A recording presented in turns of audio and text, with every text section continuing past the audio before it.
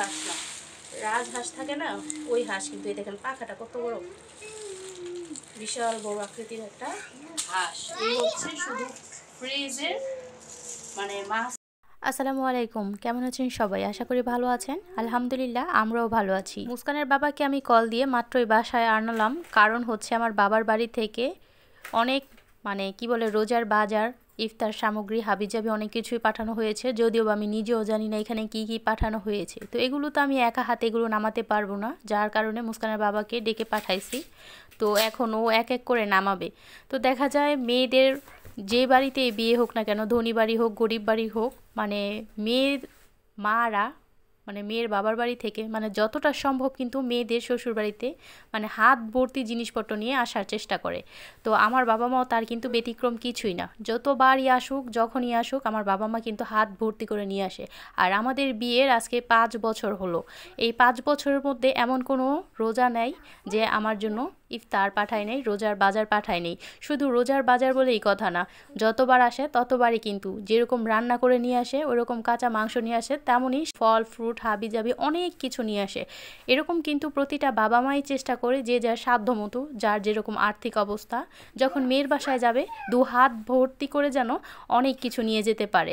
তো এই যে দেখেন এবারের মাহে রমজানেও কিন্তু আমার বাবা মা আমার জন্য দেখেন কত কিছু পাঠিয়ে দিয়েছে। তো এখানে কি কি পাঠানো হয়েছে আমি কিছুই জানি না, একটু পর আপনাদের সাথে দেখাবো। আমিও নিজেও দেখবো, আপনারাও দেখে নেবেন যে এখানে কি কি আছে। তো এই তো একটা রিক্সাতে করে কিন্তু সব জিনিসপত্র হাবিজাবি পাঠিয়ে দিয়েছে। এখন মুস্কানের বাবা আর রিক্সাওয়ালা ভাইটা সব কিছু নিয়ে যাচ্ছে। তো এই তো এই হলো সেই সমস্ত সব কিছু যেগুলো এক রিক্সা ভর্তি করে আমার বাবার বাড়ি থেকে এবারে রোজার বাজার পাঠানোগুলো হয়েছে। বাবার বাড়ি থেকে রোজার বাজার পাঠানো হয়েছে, চলেন দেখানো যাক কি কি বাজার পাঠানো হলো। তো প্রথমে রয়েছে 5 কেজি মুড়ি। রোজার বাজার বলে কথা, ইফতারিতে মুড়িটা তো অবশ্যই চাই, তাই না? তো প্রথমে হচ্ছে মুড়ি রেখে দিলাম। তারপর হচ্ছে 5 লিটার তেল, এই তো তেল। এরপরে এখানে 2 কেজি ডাল,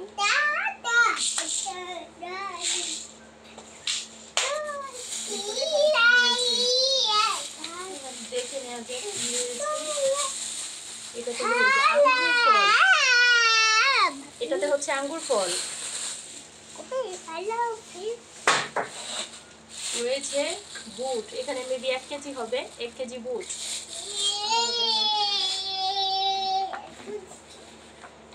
রয়েছে আরো মশলাপাতি, আর সাথে 2টা বালতি। সবই হচ্ছে আমার কাজের জিনিস। তারপর এটাতে দেখা যাচ্ছে মুস্কানের জন্য কিছু মজামাজি নুডলস, তারপর ওয়েফার, এগুলো আর কি। এটা প্রতিবারই আসার সময় মুস্কানের জন্য মজা নিয়ে আসবে। তারপর এবার দেখা যাচ্ছে কি আছে, এটা কি কিনতে পাচ্ছেন, এটা হচ্ছে পাতার পিঠা আর শিরিষ পিঠা। এগুলো ভাজার পর কিন্তু 3টা দামেও রাখার জায়গা হবে না, এগুলো ভাজলে 1টা থেকে 3টা হয়ে যায়। এখানে হচ্ছে পাতার পিঠা আর শিরিষ পিঠা। এগুলো আমার মা একা বাসায় নিজের হাতে তৈরি করছে, মেয়েদের বাসায় দিবে বলে। আমাদের 2 বোনের বিয়ে হয়েছে, আমার মেয়েদের বোনকে ওগুলো পাঠাবে, আমারটা তো আমারটা দিয়ে দিল। আর এখানে রয়েছে ফুল পিঠা, এখানে 25টা ফুল পিঠা রয়েছে। এই হচ্ছে অবস্থা, পিঠা লাঠার সবই। তারপর রয়েছে বালতি কিন্তু 3টা আসছে, সবই আমার কাজে লাগবে। যাই হোক, তারপর এটা রয়েছে দেখতে পাচ্ছেন মস্ত বড় একটা ফ্রোজেন মাংস। তো আমি নিজেও জানি এটাতে কি কি আছে, চলেন আমার সাথে আপনারাও দেখে নেবেন কি আছে না আছে।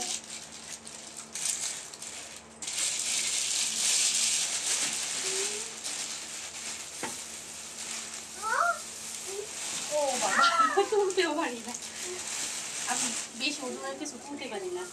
এটাতে রয়েছে 7 কেজি ব্রয়লার মুরগি। এখানে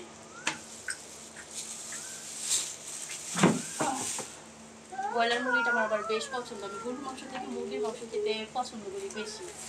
তারপর রয়েছে ইলিশ মাছ, তারপর রয়েছে গরুর মাংস,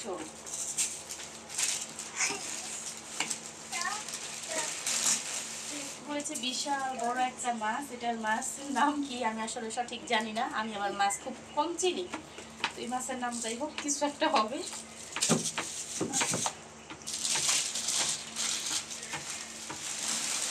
তারপর এখানে রয়েছে রোস্টের মুরগি। এখানে 8টা রোস্টের মুরগি একদম কেটে প্রসেসিং করে আমার মা দিয়েছে। বোঝা যাচ্ছে কিনা বুঝতেছি না। এখানে হচ্ছে রোস্টের মুরগি, মানে বস্তা থেকে শুধু খাজা বের হচ্ছে। আর এটা হচ্ছে গরুর বট, মানে গরুর ভুঁড়ি। আমার ভীষণ পছন্দ, শুধু রান্না করবো, কিছু করা লাগবে না।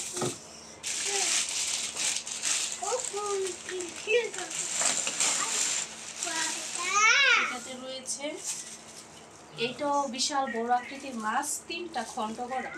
দেখেন এটা কি বড় বড় চাক করা, বের করে পিস করে কেটে রান্না করতে হবে। তো এখানে বুঝতে পারছেন এখানে কিন্তু একটা মাছ, তার মানে কত বড় ছিল মাছটা। তো আমার বাবা মাছের এত পাগল, মাছ কিনতে এত পছন্দ করে যা বলার বাহিরে।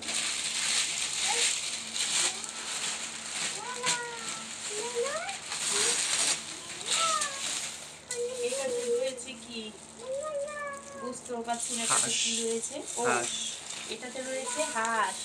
আমি হাঁসের মাংস খেতে ভীষণ পছন্দ করি। এই যে দেখেন হাঁস কত বড় একটা, এটা মানে রাজ হাঁস হইতে পারে। এই যে কত বড় একটা হাঁস, এটা কিন্তু দেশীয় হাঁস না, রাজ হাঁস থাকে না ওই হাঁস। কিন্তু এই দেখেন পাখাটা কত বড়, বিশাল বড় আকৃতির একটা হাঁস। এই হচ্ছে শুধু ফ্রিজের মানে মাছ মাংস, তারপর গরুর ভট, হাঁস। আর এই হাঁসটার ওজন ছিল নাকি 5 কেজি। তো এগুলো পাঠানো হয়েছে, এগুলো তারপর একটু বেছে নিতে হবে, মোটামুটি ভালো বাছা আছে। এই হচ্ছে অবস্থা, খুবই ঠান্ডা, মানে আমি ধরে রাখতে পারতেছি না। এটাতে জানি না কি আছে, এটাতে হালকা লাগতেছে।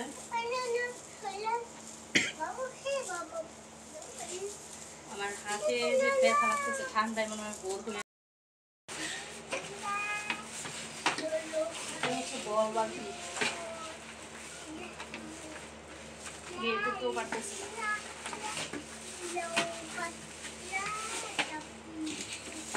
যাই হোক, এটাতে হচ্ছে প্লাস্টিকের জিনিসপত্র, এগুলো আর না দেখাই, প্লাস্টিকের বাউল বাটি হাবি যাবি এগুলো আর কি।